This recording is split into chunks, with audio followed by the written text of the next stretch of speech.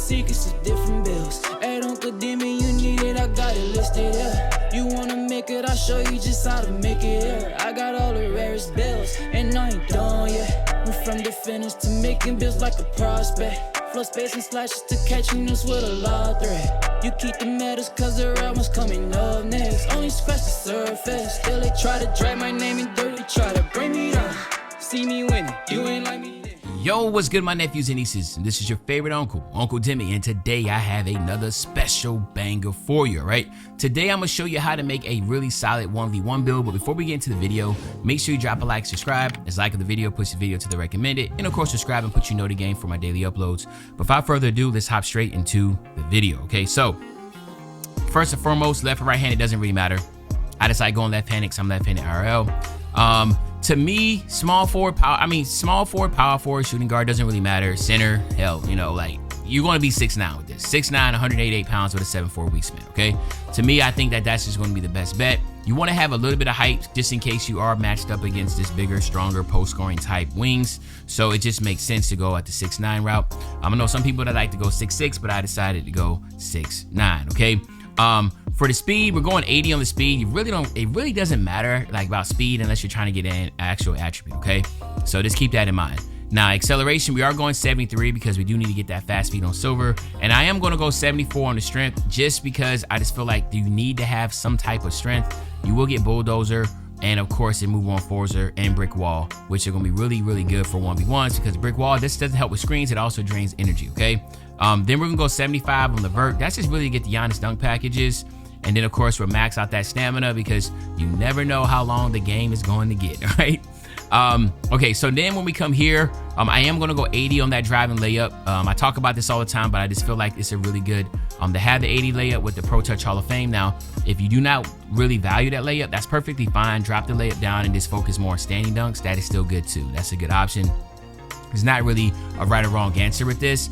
I just love to go the 80 driving layup route. And again, on the driving dunk, I'm going to go 84 just for the LeBron James dunk packages. You get a lot of good dunk packages out of here. Now, some people might prefer contact dunks because, you know, they're really good at the pro stick dunking. Like for me, I use a lot of pro stick dunking, but I know a lot of people just don't trust it or just haven't mastered it yet. So it's okay just going to the basket, pressing square, and focusing on your Pro Touch Hall of Fame for your layup or just the dunk animations that you get out of it. So that I feel like this is the safest route where it could appease more people. But at the end of the day, it's all about your preference, your play style, and you can move things around to your liking to get whatever you're trying to get, okay?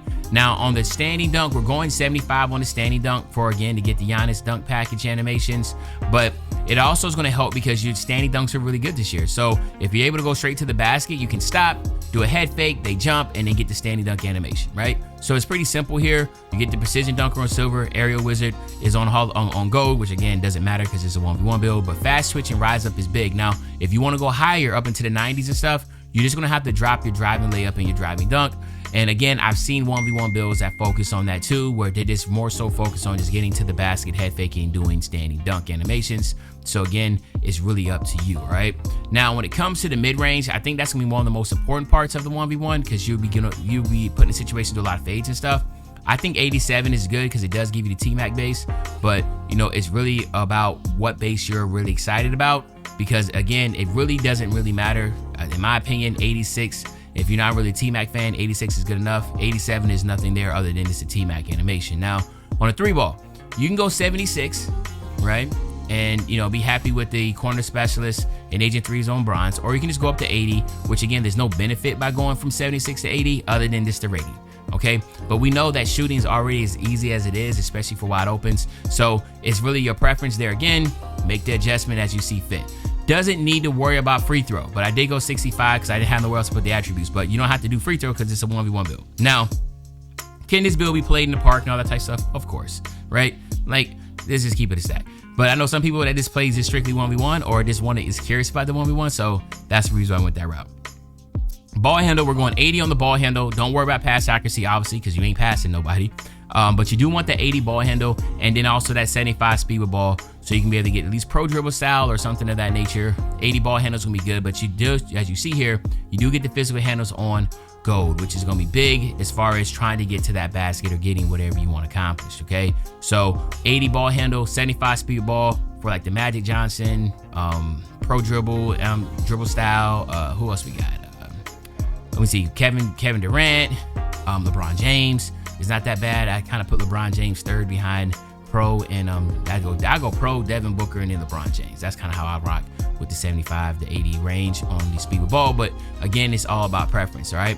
Now on your perimeter defense, we go 89 on the perimeter defense, and really the 89 just kind of just gives you the ankle braces. That's all that really matters there. And again, it's all about preference. You know, if you want to go higher, lower, whatever, do it.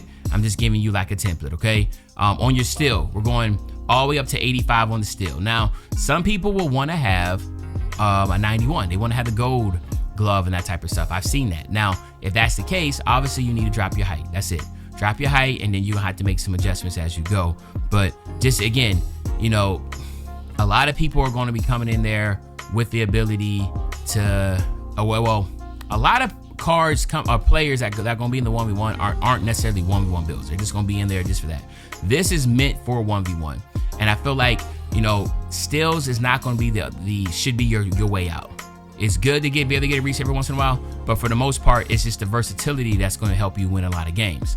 Now, the block at a 78 is going to be huge, because that, again, is going to allow you to get that chase down animation on silver, and you do get bronze anchor to be able to help with any of the paint mashing. So I do like that aspect, okay?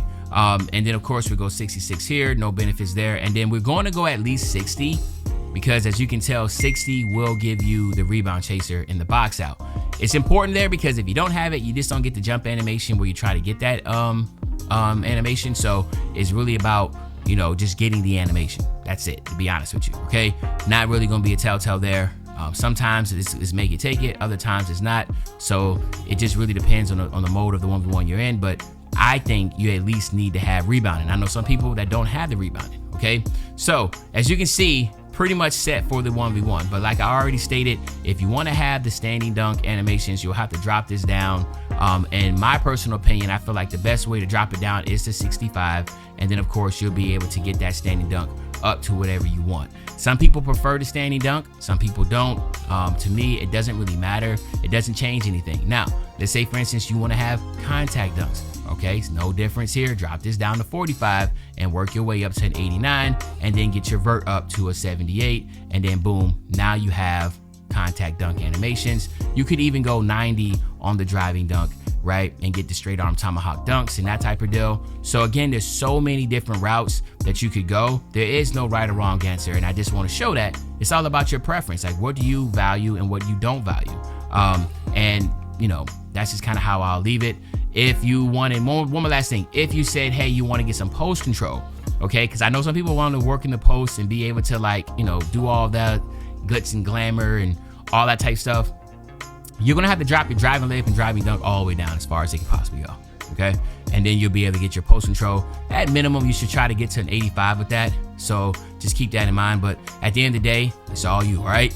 But when it comes out to the name, it comes out for a pretty good name. I think it's like a two-way, three-level scorer, or two-way, three-level threat, or something like that. So really good name. Let me know in the comment section, how do you make your 1v1 build, or what would you change differently? And of course, you know, it's all about preference, all right? But at the end of the day, I think this is a good 1v1 build. Let me know again in the comments what you think. And other than that, it's your favorite old head, Uncle Demi. I'll be back really, really soon with a banger, man. You know, when I say back soon with a banger, you know exactly what I'm talking about. I'm talking about tomorrow, man.